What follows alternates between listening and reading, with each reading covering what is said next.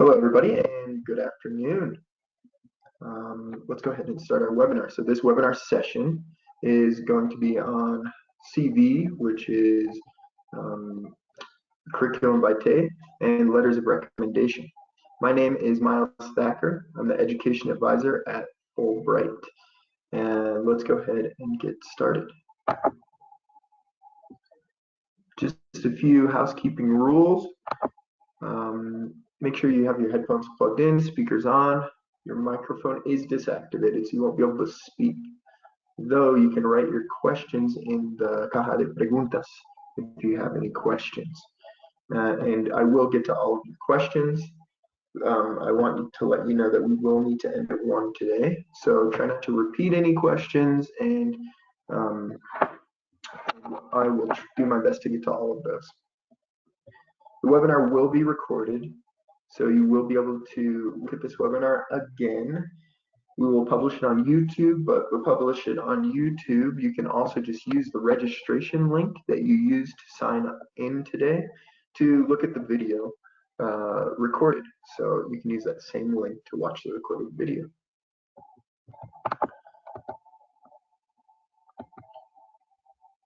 So before we talk about letters of recommendation, as well as your CV or resume, I want to clear up something.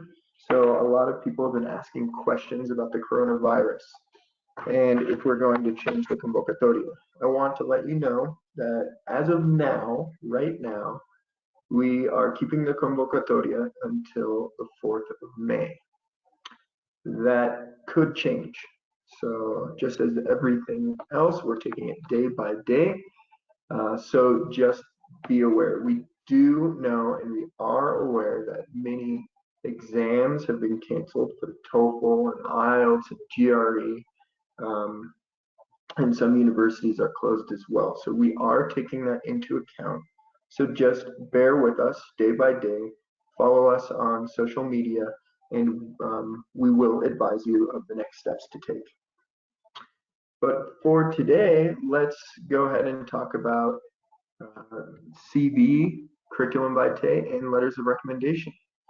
So today, the objective, what I want you to walk away with, is that you'll be able to create a CV, curriculum vitae, and you'll be able to ask for letters of recommendation that demonstrate your unique abilities and experiences.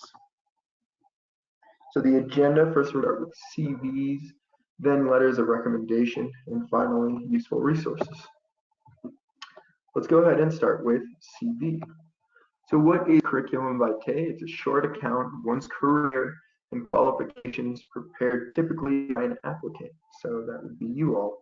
For a position, applicants for the fellowship are asked to submit a curriculum vitae. So in this case, for Fulbright Columbia, we are asking you to submit a CV, curriculum vitae. I want to know quickly, how confident do you feel to create a CV and ask for quality letters of recommendation for the Fulbright scholarship? Let's go ahead and start with a survey.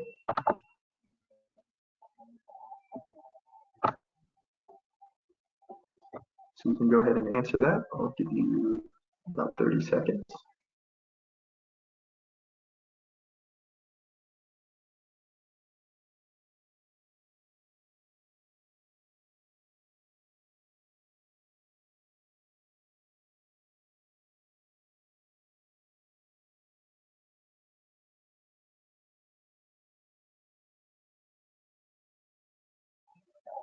So it doesn't look like, oh, there we go. I must have had a glitch in my internet. It looks like most of you have all voted. So let's go ahead and close that. Share. Looks like most of you are around the 3 or 4 range. So a lot of you feel pretty confident.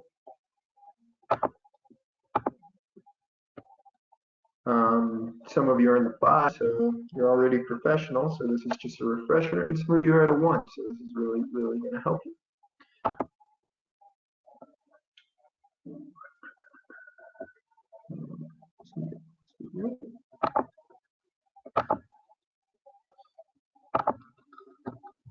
So today, in this webinar, the first section of CVs, we're going to talk about objective of a CV, technical points, and general advice.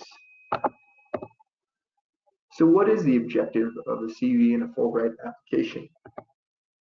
The objective of a CV is that the selection committee, in this case, it's going to be ex-scholars from Fulbright scholarships, to get to know you, your achievements, academic and professional experience in a relevant, clear, and concise way. Good recommendation is the longer or more jam-packed your CV is, does not mean it's better. It needs to be very easy to look at and read. They're only going to really take a look or glance over your CV, so make sure it is very clean and clear and concise. Technical points of the CV, in English, maximum 3 pages. There is not a specific format required for the CV. I do recommend that your font is not too small and you do not make the margins too big, because it will be obvious that you're trying to fit too much information. Better to be clear and concise. And also, if you make the font really small for some of the ex-scholars, it will be hard for them to read. So you have to think about people who need reading support, such as glasses and contacts. Key points for the CV. So we're going to go over each of these points. You need to make sure that your CV is congruent with your transcript, so your titles and dates. So if your transcripts don't align with the dates that you put in your CV, that will be very obvious. Make sure that the CV is clean, a lot of white space. Like I said, easy to read or scan over. Usually, committees take about 30 seconds to review a CV, not that much time. So make sure that it's very, very scannable and easy to read. You want titles in bold. You want every section to be congruent. So the same type of titles in bold, which we'll go over. Congruent with punctuation and grammatically correct. So make sure you revise it and you have a friend revise it. So what titles do you want in bold? You're going to have definitely education experience and professional experience. Those titles will be in bold. In educational experience, let's talk about specifically the subcategories in the educational experience title. You want to add your level achieved for each diploma, so master's, bachelor's, so on and so forth. You only want programs with pre-graduate and master's titles. So you don't need to add high school or anything before your pre-graduate degree. If you have specialización, you can add that as long as it's 1 year or more, and put it as a professional certificate, because that is not accepted as a degree in the United States. And start with most recent experience and go down to later experience. With professional experience, this is a little different. You're going to start, you're going to have a start and end date for each position. So with educational experience, you just need the year that you graduated. But with professional experience, start and end date of each position. Start with the most recent experience. You're going to have 3 to 5 bullets for each experience. Bullets are going to start with an action verb, and they're going to talk about achievements from that position. Make sure you use present tense for current position and past tense for past position. And when possible, try and use numbers, people, money, data, when it applies. And of course, remember, this is very individual to your experience. So depending on your experience, you can add other categories. You can add a category that's grants and awards. You can add a category that's research, university teaching. You can add a publication one. If you publish books or articles or thesis, make sure you add the URL links if you have those. Activities and professional organizations. You can add additional coursework relevant to your field, skills relevant to your field. You don't need to list your Spanish or English capabilities. And if you have a professional website, you can add the URL link as well. So it really depends on your profile and what you want the committee to see. So maybe if you are applying to Mi Cultura para Artistas y Gestores Culturales, maybe you want to add art exhibits, or maybe you only have, let's see, a few grants and awards and a mix of things. You could put the title as certifications and other experiences. It just depends on your profile and the categories that you would like to add. So for all professional experience, make sure you do month, year, for example, January 2014, December 2016. Add the location, so you're going to use city and country, Cali, Colombia. You're not going to add the department because in the US, the departments aren't as well recognized. So just add the city and the country.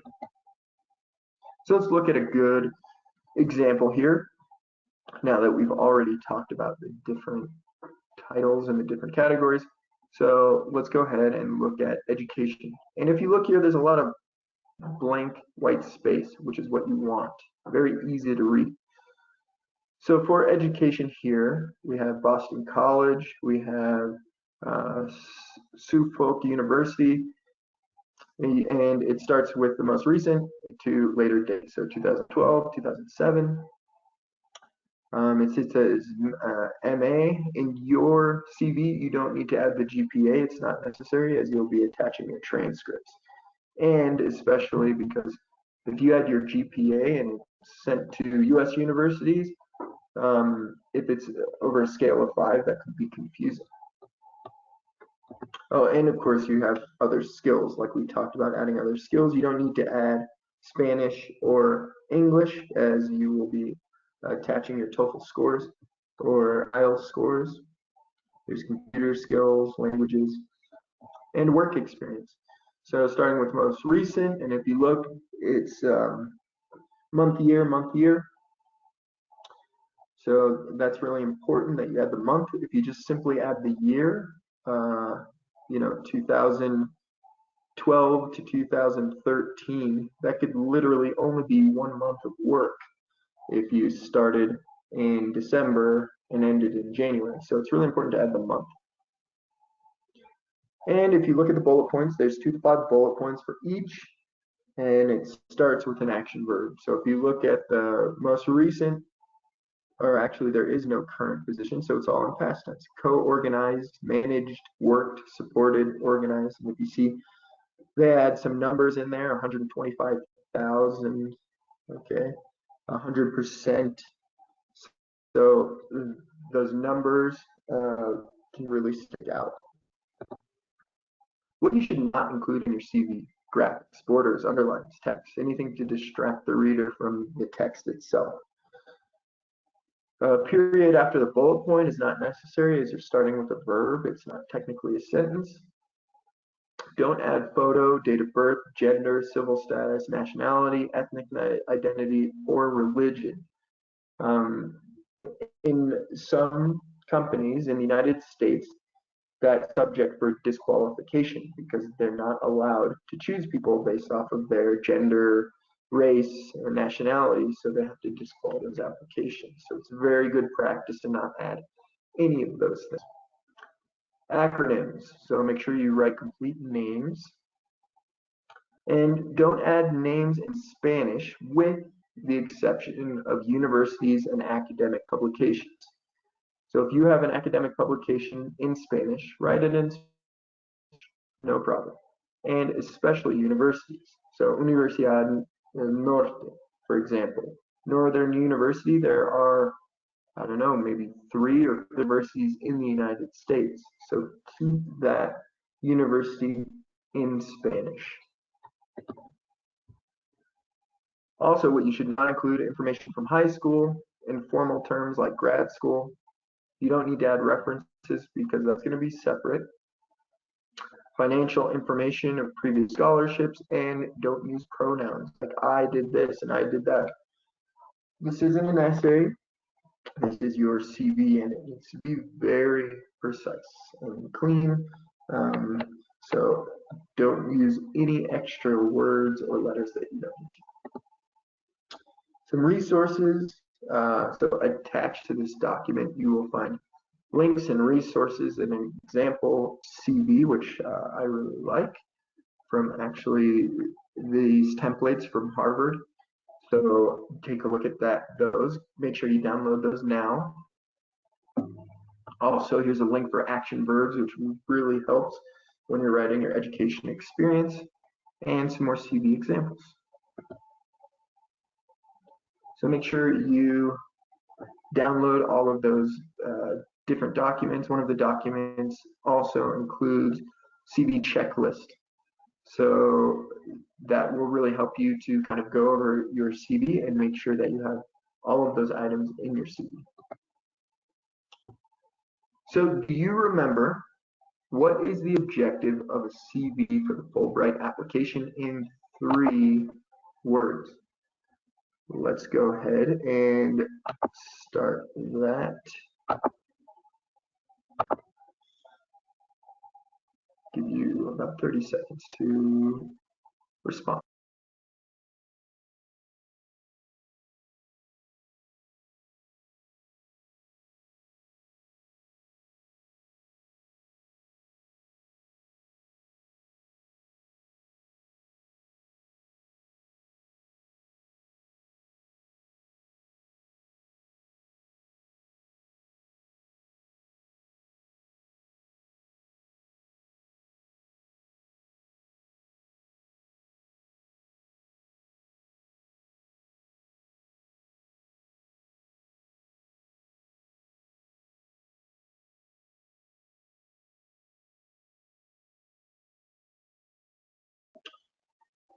Okay, let's go ahead and share that. Looks like most of you have voted. Let's go ahead and share.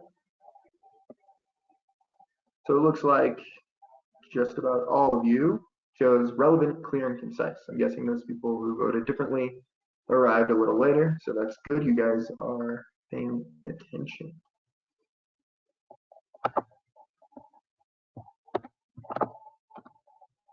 So relevant, clear, and concise. Correct. So before we move on to questions, I'm going to save the questions for the very end. Let's go ahead and move on to letters of recommendation for you guys. I'll try and make this quick so we can get to questions. And remember, if I say something too fast, you can always take a look at this video again.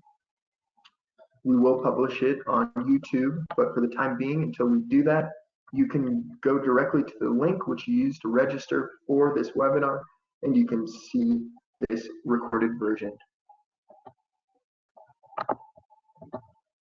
So letters of recommendation, we're going to talk about the objective of letters of recommendation, some technical points, who should write the card, who should not, what information the cards need to have or should not have, information to send recommender, and resources. So what is the objective of letters of recommendation for the Fulbright application?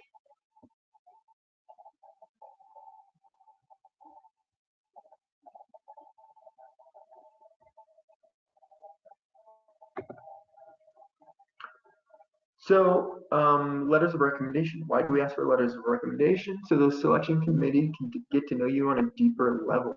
Also verify some of your experiences that have happened in the past. And it contains details that aren't in other parts of the application. So it's really important if you have a professor writing about a project you did, make sure that they go into detail about that project instead of just saying so-and-so did a great job with their work and sign. Because what the selection committee wants to see is that you worked really well with this professor and that the committee can get a little bit more information than is just in your very brief CV. Like I said, you want your CV to be really clear and concise, and then the specific examples come from your essays and your letters of recommendation. So as I was saying, it works both ways. So your letters of recommendation, they add extra information that comes from your CV and essays, and it also verifies your essays and CVs. It demonstrates your abilities, goals, and experiences. And if you were successful, especially for a period longer of 1 year in a program with a professor or a work advisor, that shows that you will also be successful with Fulbright scholarship, and especially for your project of impact. So technical points, 2 cards. If you're applying for Pasaporte a la Ciencia, there is an extra card which we will talk about in a bit. Professional and or academic, so they can be professors from universities, from undergrad, from master's degree, or they can be supervisors from position. It really depends on what area, field you're applying to, and your experience. The most important out of anything is that these recommenders will speak very well about you and your experiences. So don't choose somebody just because you want to have 2 work experiences or 2 academic experiences. Choose somebody that's going to speak really well about your experience and that can add information that will really complement your CV and your essays. They can be in English or Spanish, and there's no required format, but I recommend that it's 1 page, that it has a header from the university or institution in which that person is working at, and a signature. So who is going to write this card? Someone you know well, minimum of 1 year. Someone that supervised you or part of a project. They can give details about your experiences. Will talk very well on your part. And details, it's really important that the card, it does not have to be more than 1 page. It's better that it's 1 page, but that it's not 2 sentences. Just confirming that the recommender is recommending you. You want some details about experiences you've had together. Make sure that they can write a good quality card. So if they have problems with English, no problem, send it in Spanish. Better that they write the card in the language that they feel comfortable. As long as it's Spanish and English, there will be no points docked for either one. And of course, that they have their master's or doctorate degree. It's always a plus. It's not a requirement, but it helps, especially because you are applying for the master's and doctorate level. Examples of recommenders: professors, manager, leader of a research group, supervisor of an internship. Who should not write the card? Somebody who's really well known, but not related to work or academic experience. Somebody that can't give good detail of academic or professional experience. So good examples of this are family or friends. So that's a big no-no.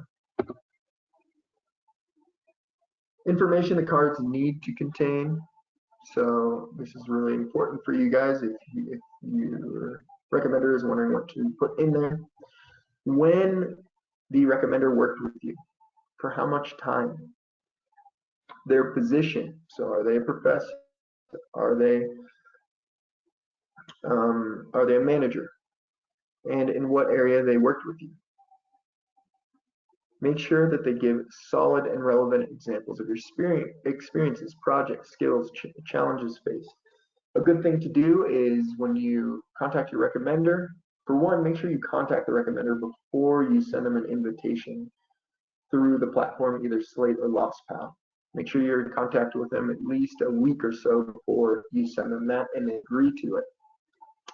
And with that email that you send them, make sure you talk a little bit about yourself. So make sure you add what experience or in what capacity you worked with them and for how long, just to remind them. Because if it's a professor, they could have a lot of students.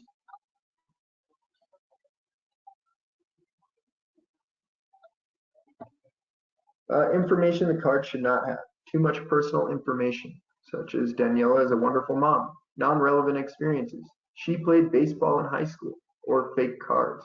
So if the card is fake, it's from a friend, you will be disqualified from the application. Here we go. So what the email should contain. Your plans. So you're going to apply to Fulbright. You want to study in the United States. and remind them, as I said, especially professors, they work with a lot of students. You're going to remind them of projects you worked together, classes you took with them, what skills and qualities you have. And also you could write out for them, if you'd like, exactly the project you worked on, for how long you worked on them with, and some skills that you acquired. And of course, thank them for their time, and you can add your CV as well.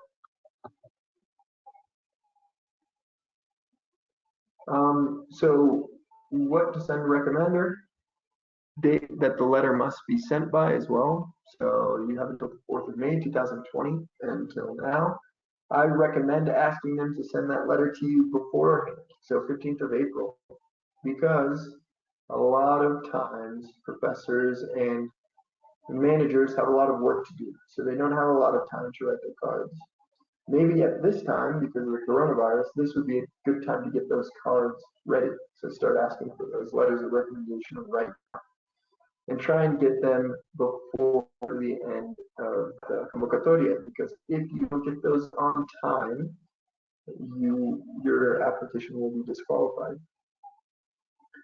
Explain the format for them. So register through Slate, or this year we also have LostPal, that they're going to receive an email for both of the platforms, both Slate and LostPal. They will receive an email.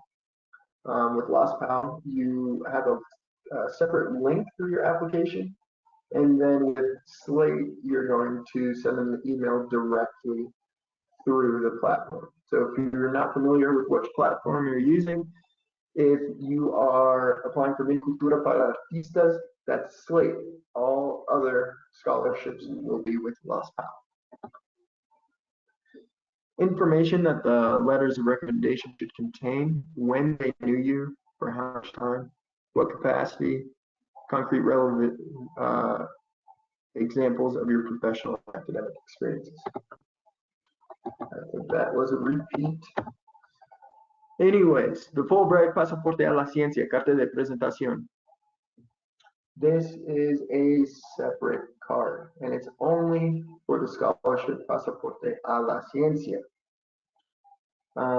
If you are applying for Pasaporte a la Ciencia, this, yes, is a requirement to apply for the scholarship. If you don't have this letter, you won't move on to the next stage. You won't make it past revisión técnica. Okay, so what is this carta de presentación? Only for Pasaporte a la Ciencia, who are applying for a master's level. So the candidate, by part of the university, teacher, or researcher known by MinCiencias. This is very important to look at. The candidate, by part of a university, teacher, or researcher. Okay, so it could simply be a university teacher, a professor. It doesn't have to be a professor known by MinCiencias, or a researcher known by MinCiencias. If you happen to know a researcher which is recognized by MinCiencias, that's fine. But in case you don't, you can simply just have a professor do this carta de presentación. What this carta de presentación has, it demonstrates that the professor works for an institution, an IES in Colombia, minimum half-time. It's a researcher, if it's a researcher in MinCiencias, it must be in the productive sector. And if you want to know if your professor is in the productive sector, well, you'll need to ask that, or not the professor, the researcher, you'll have to ask that researcher, because the researcher will know. They must have a doctorate or master's degree. And for this, we ask for 2 supports: that they are working for an IES, higher education institution, or also that they have a diploma, a master's or doctorate degree. So you will need these 2 supports with your carta de presentación.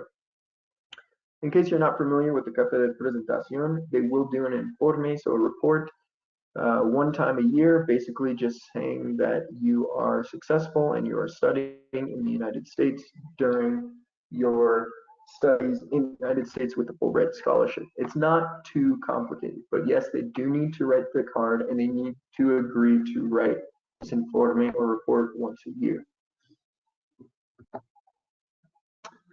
So you will find all of this information about the card in Anexo. This is the Anexo that where you will have the professor or researcher fill out for you.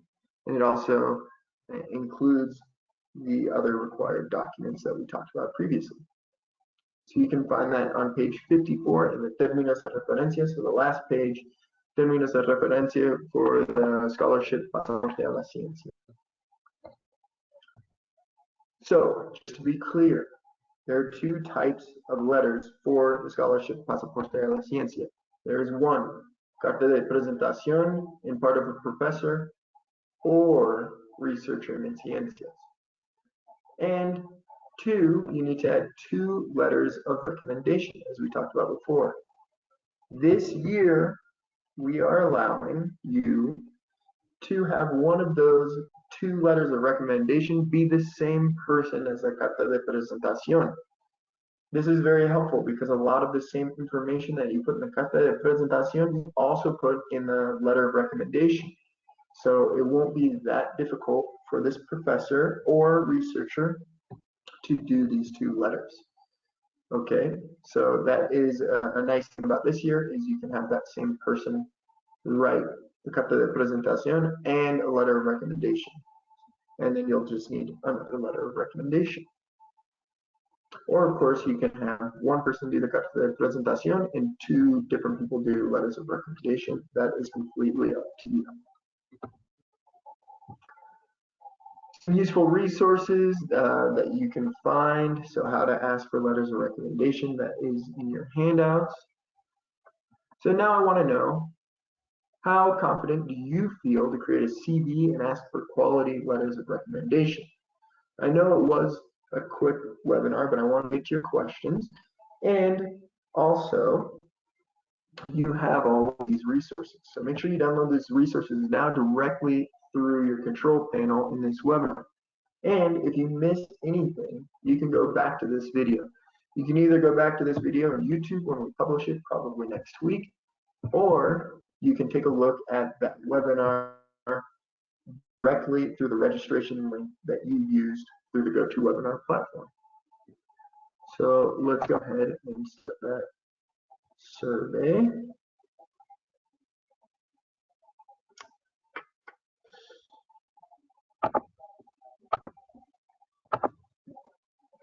Okay, I'll give you about 30 seconds to answer that.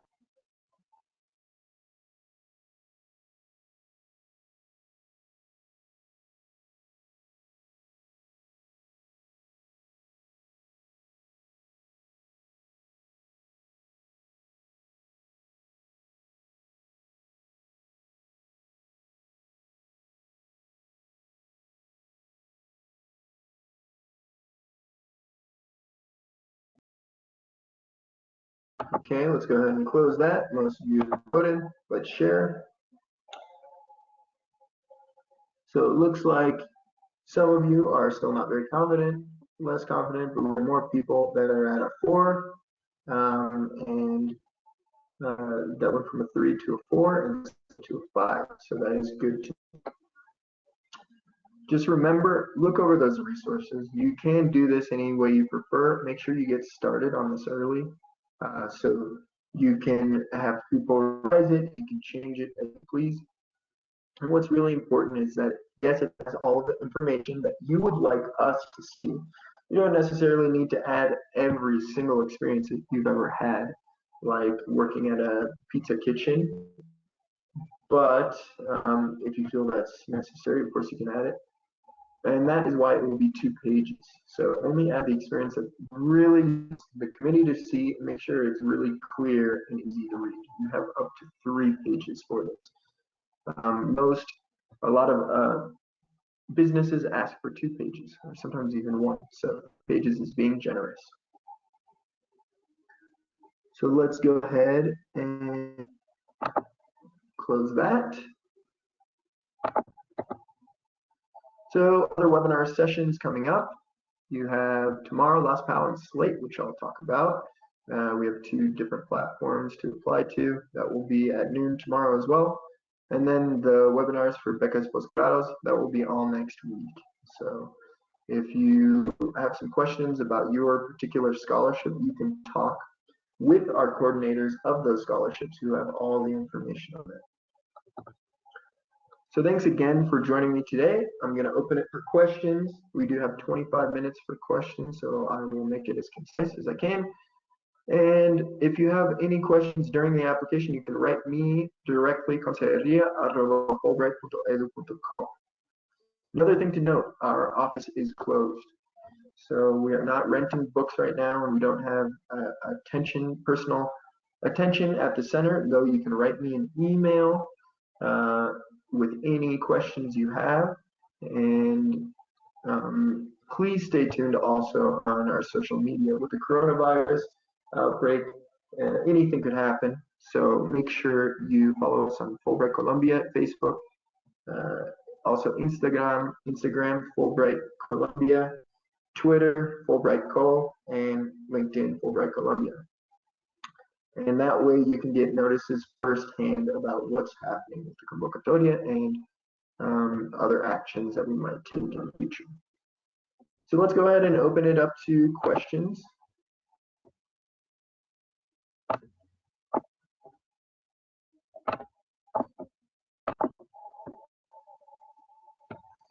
So lady, do all of the CVs need to be translated in English, including names of institutions, programs? So I did already mention that in the webinar.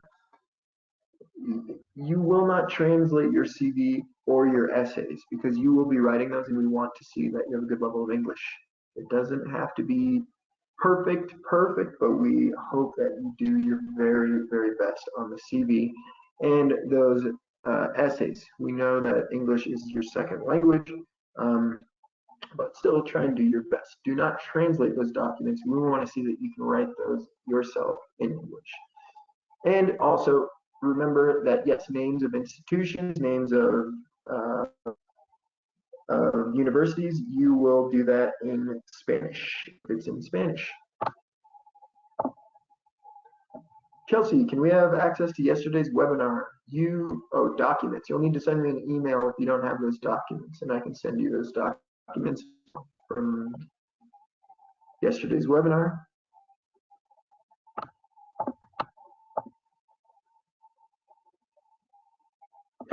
Lady, is it possible to add links and able to amplify your CV? Of course, yes, you can add links to articles or publications.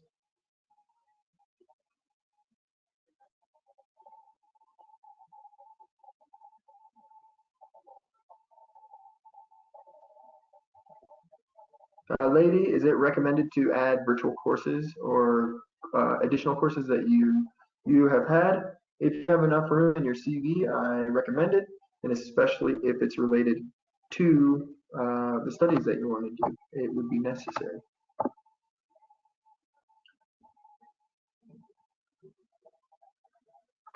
Lady, where would I put a link or paged web to additional information?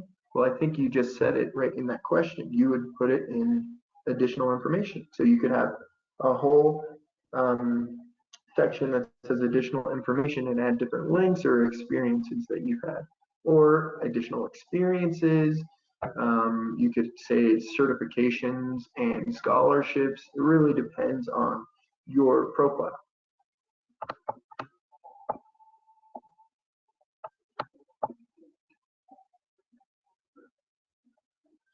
Jose, what about the names of the places we have worked? That should be in English unless it's, let's say, a government institution, like Cámara de Comercio. You're going to want to translate that to English, so Center of Commerce, for example. So if it's something like a government institution that's easily translated to English. If it's something that is a trademark name, like Fulbright, well, that's in English, but still, you're going to want to keep it at that name. Or if you work at a university, Universidad de los Andes, you're going to want to keep it as Universidad de los Andes.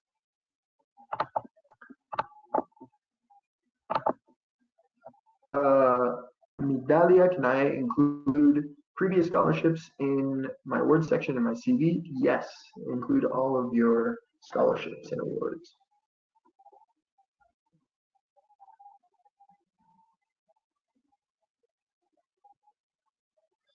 So Santiago, can we add extra courses that we've taken that is relevant to what we want to study? Of course you can, even if but if it's specialización, I recommend that it's at least a year that you study the specialización if you add it in education. If not, you can add it in another section of your CV, like additional experiences.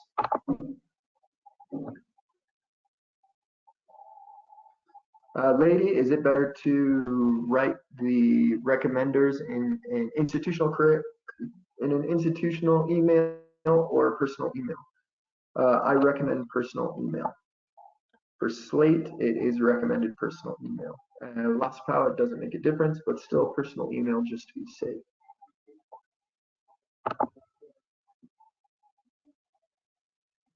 Alejandra, good question. So sector area of study of the professor should be directly related with the theme of the project. So in the case of the cartas de recomendación or carta de presentación, it's not necessary.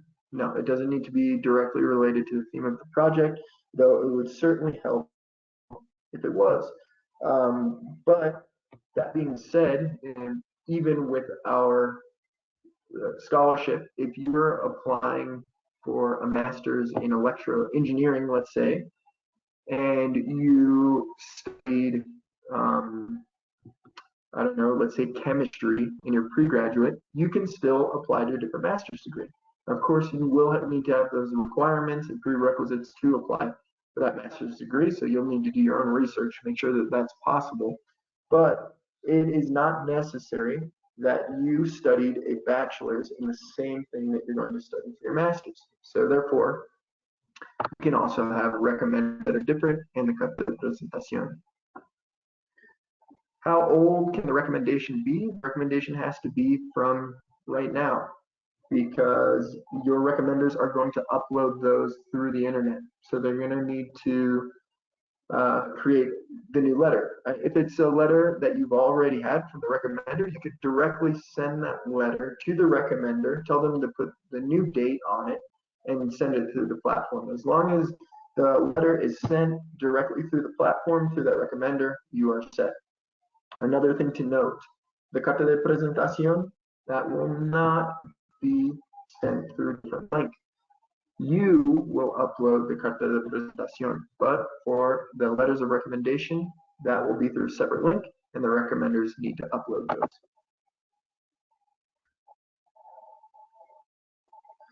Alejandra, nowadays University of Los Angeles is closed. It's difficult to get the letter before the 15th of April. Like I said, we have not closed the convocatoria yet, but just stay alert on redes sociales.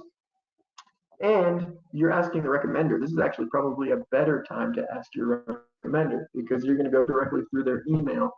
You're not going to go through the institution. So it shouldn't be too hard to contact that professor if you already have that contact. And they probably have a bit of time right now. So it would actually be a good time to ask for your letters of recommendation at this time. Angela, I am planning on asking my thesis advisor and my current boss for a letter of recommendation. 2 letters are enough, or should I ask more professors at colleges that I work? 2 are enough. So 2 is completely enough for the Fulbright scholarship. If you get nominated, you may be asked to write or have another letter. But for now, just choose the people who you believe will write the best letters for you. Camilo, I had an international academic exchange for 6 months. I would like to ask a professor for a letter of recommendation. Would it be valid, letter of recommendation? All letters of recommendation, yes, are valid. So yes, that would be fine. 6 months. It's preferred that you have at least a year experience with this person, but 6 months could also work, especially if they can speak really well on your experiences. Alejandra, should the teacher send a letter directly to Fulbright? You will not send any documents, physical documents, to Fulbright. You will do it all through the platform, both Las Pau and Slate, and the instructions are in your terms of reference. So take a look at those terms of reference, and it will tell you exactly how to send the letters of recommendation. Your recommenders will send them through an email that they receive through the platform. Laura, ¿en qué parte de la carta el recomendador debe dar cuenta de su nivel académico o vinculación profesional? Anywhere really in the letter, usually just the title of the professor is enough. So, I don't know, Samuel Sanchez, PhD mathematics, something like that. Usually it's right in the title of the name. Lady, let me see.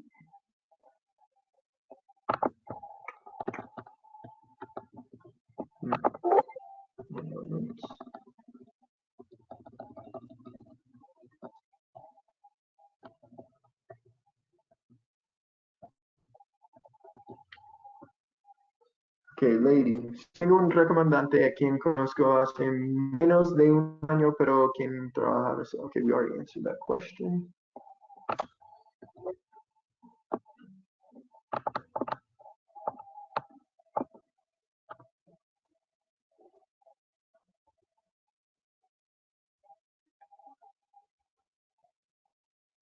So, Angela, you're asking, you know, professor that has worked from Ciencias research but is not in the productive sector. Can I ask him for such a letter?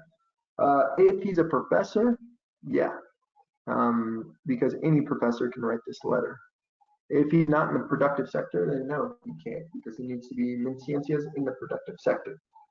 So it's important that if he's not in the productive sector, that he can't write the letter unless he's a professor.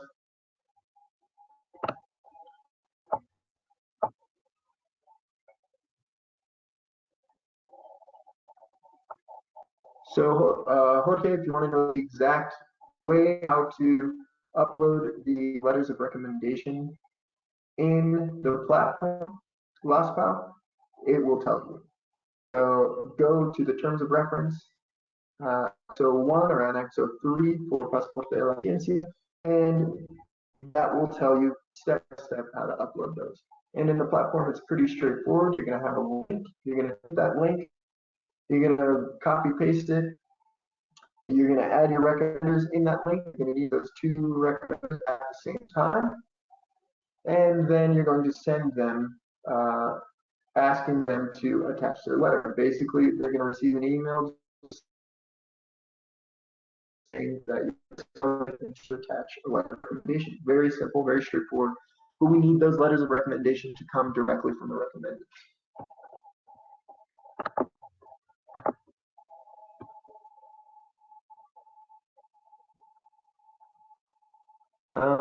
So we have a question from Maria.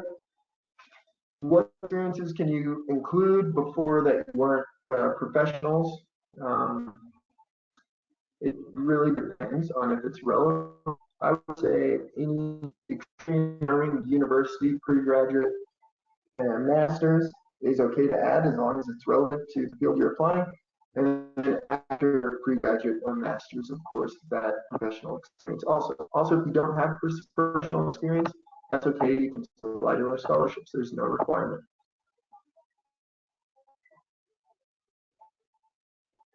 So, Angela, at the beginning of the webinar, I mentioned that I know that a lot of examinations will follow us on redes sociales,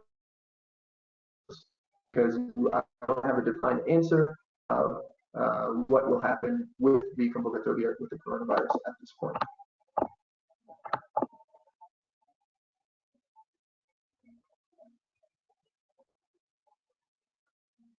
So that goes with you as well, Juliana. So if you can't get this certification from the university,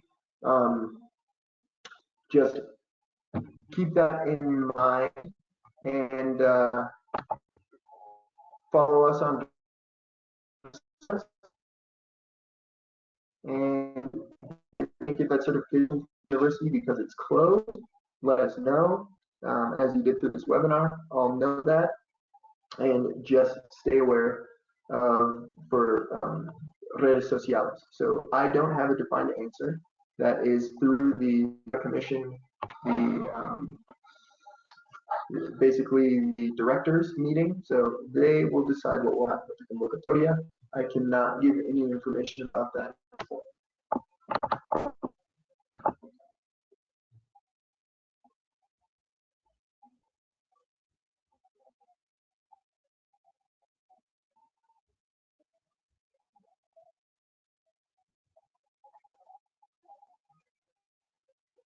So Ivan is asking, he doesn't have his master's, and he worked researching but can't get a letter that it says that he did research experience for his company. So if you're doing research for your company, that might be considered technical research. You probably need to be researching for a research institution. Therefore, that would count as 2 years as research experience. If you can't get that certification, 2-year minimum of research experience to apply for the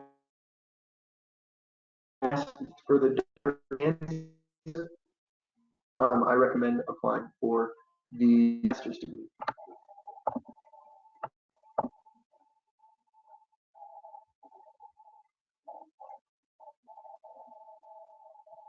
So Jorge, you're asking if you already registered somebody to do the letter of recommendation in the Las PAL platform, and you will change that letter. Can you do that? You will have to contact the Las PAL support email in order to change that. You won't be able to do that on your own.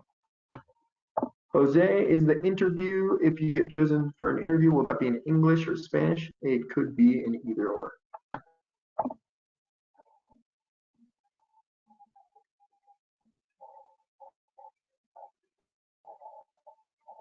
A question from Jimena, letters of recommendation to be sent to the Slate platform by the applicant or the recommender. So again, Jimena, if you are applying for the Miniatura para Artistas y Gestores Culturales, yes, you will use the Slate platform. Others will use the Las PAL platform, and yes, you need to use that platform to actually send those letters. You cannot send those letters yourself. Juan, good question. The carta de presentación pasaporte a la ciencia, is it in English or Spanish? That will be in Spanish because it needs to be somebody working at a higher education institution, and the format, the annex 4, is in Spanish. So we want those to be in Spanish. And we're also sending those to ICETEX. We need those to be in Spanish.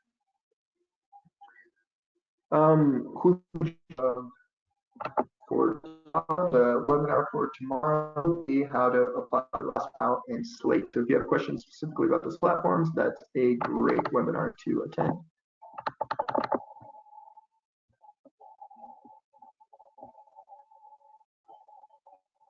Maria, you are asking about your pre-graduate, if you've received a scholarship, you can add scholarship from pre-graduate degree. That is fine.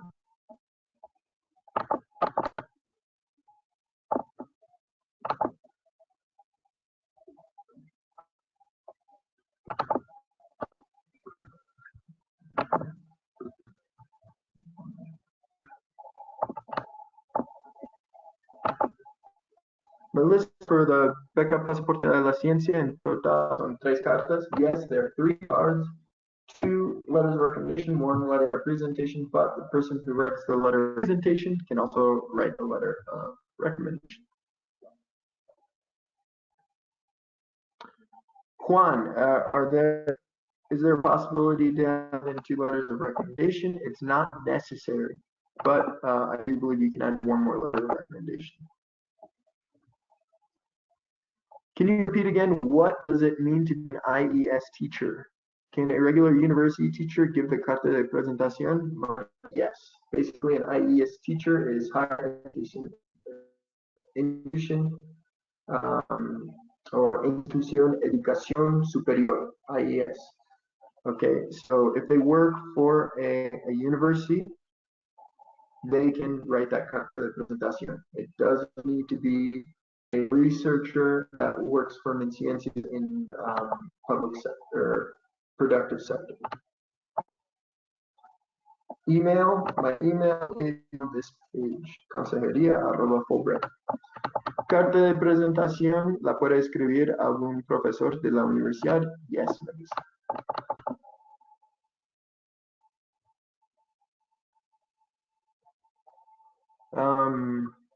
Needed, so if you can add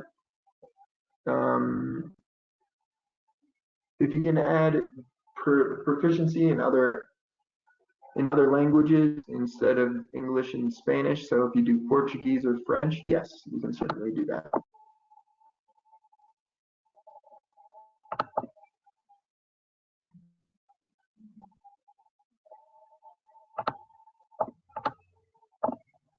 Remember to try not to repeat questions. Carlos, if I have letters written by writers, is that a good thing for my application? Only if they speak well about you. It's not necessarily the person who writes it, but how well they speak about your experience. So remember, just because they're Fulbrighters or they're from the US doesn't mean it's going to be a great letter of recommendation. You want to choose the people who are going to write better about you. But you can certainly use 2 previous Fulbrighters if you want. Carta de presentación, I mentioned that, must be in Spanish.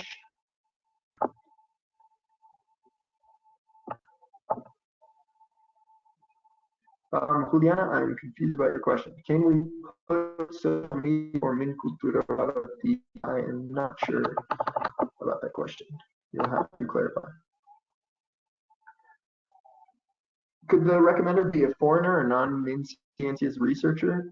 They guess they could technically be a foreigner, but they need to be a part of an institution, University of Columbia, at the time they write that letter.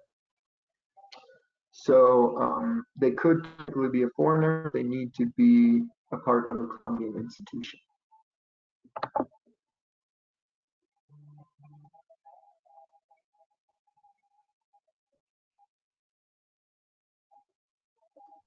Nader, should we only put in information in the CV from the last 3 to 5 years?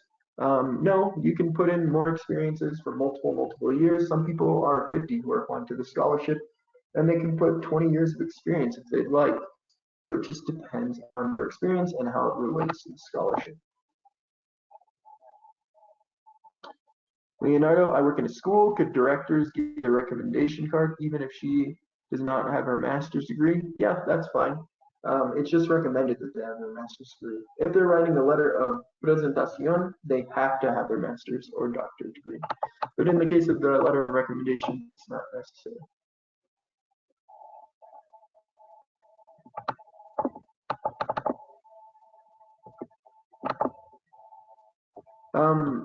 Juliana, sometimes as artists, people add very designed CV. Is that okay if we add the one you are presenting?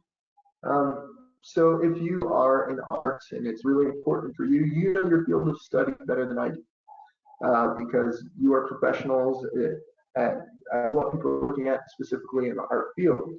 So in that case, yeah, you can write your CV as you please. For that reason, there is no required format.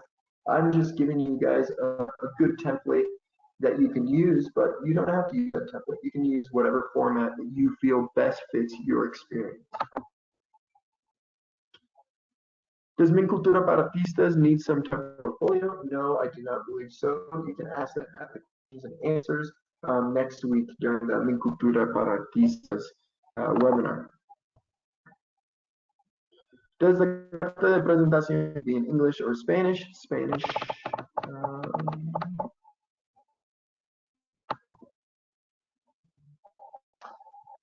Se puede colocar en CV información de asistencia de congresos, seminarios, cursos cortos, académicos. Yes, you can.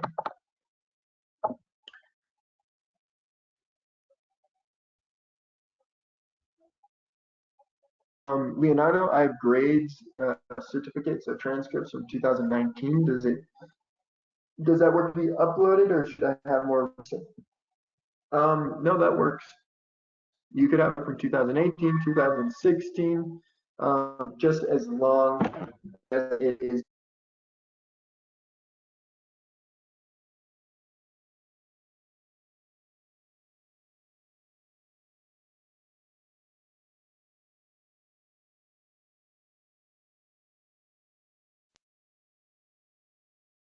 Ok, Laura, en el caso de pasaporte a la ciencia, si la carta de recomendación y presentación puede decir lo mismo. They're not going to say the same things, Laura. At the términos de referencia, one, you use an anexo, okay, and you will actually have that anexo, which is a carta de presentación. En cartas de recomendación, your recommenders will send this directly.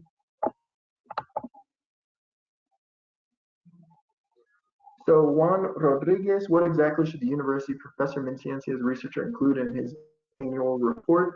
It's just basically an update that we send to text. It's not that complicated. You can take a look at it in terms of reference. Angela, is it a problem if the professor is no longer working at an institution? I believe that they need to be currently working at, oh yes, it needs to be half-time or more. So if the professor is not working at the institution, oh, sorry, I'm thinking of the carta de presentación. For the carta de presentación, they need to be working at an institution. For the carta de recomendación, it can be an old professor. I'm going to do just a few more questions, and then I'm going to have to end it as we have another webinar happening. Must the carta de presentación be in English or Spanish? No, that.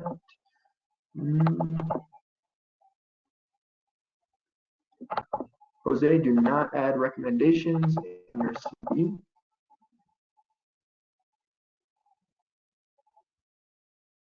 Gabriela, CV is a good idea to include the thesis title and director. You can certainly add the thesis title. I don't know if the director's name will have relevance for the person who's reading it.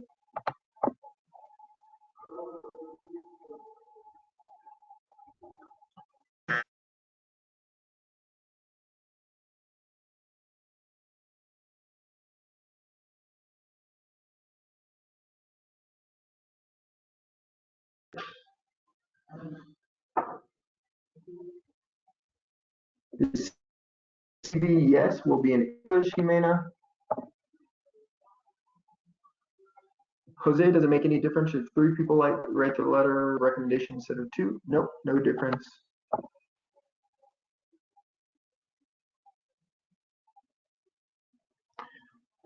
So let me answer that question. Yvonne, I have answered this question already. You don't have your master's degree yet, and you cannot get a certificate for 2 years of experience in research. Therefore, you cannot apply to the Menciencias. You need 2 years of experience in research, a minimum of 2 years. And that will be, you will need to actually have that document that says that from your institution. If you don't have that, you can apply for the master's degree.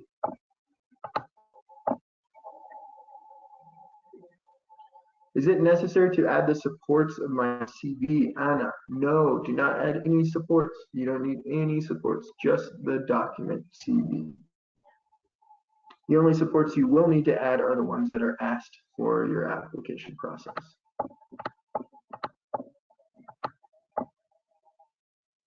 Carta de presentación.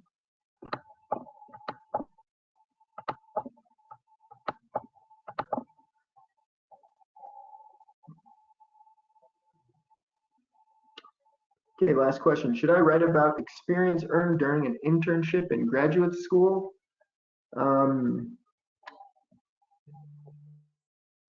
If you believe that that does support, or it has to do with your experience, which you will be studying in the United States, I would certainly add it.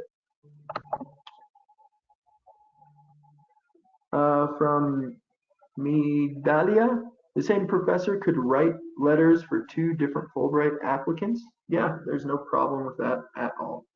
One professor could write for multiple different applicants. I just hope that it has different content.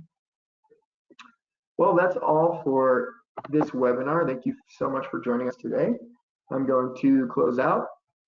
I hope you all have a wonderful afternoon, and if you would like to learn more about the Lost PAL and